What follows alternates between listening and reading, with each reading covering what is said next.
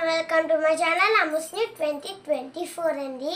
భోగైశ్వర్య ప్రసక్తానాం తయా పరిహిత చేతసాం వ్యవసాయాత్మికా బుద్ధి సమాధౌ న విధీయతే. వారి మాటల ముద్ర ఎవరెవరి మనస్సులపై పడుతుందో అర్జున, వారి బుద్ధి కూడా భ్రష్టమైపోతుంది. వారేమీ పొందలేరు. ఆ మాటల ద్వారా అపహరించబడిన మనస్సు గల భోగాలు ఐశ్వర్యాల పట్ల ఆసక్తి గల పురుషుల అంతఃకరణంలో క్రియాత్మక బుద్ధి ఉండదు. ఇష్టదైవంలో సమాధిస్థం చెయ్యగల నిశ్చయాత్మక క్రియ వారిలో ఉండదు.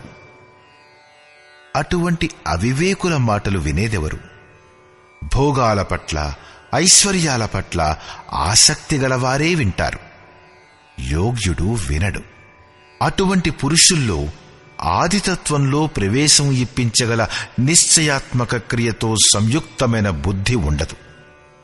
ఇప్పుడు ప్రశ్నేమిటంటే, వేదవాదరతాః, వేదవచనాల్లో అనురక్తులైన వారు కూడా తప్పు చేస్తారా?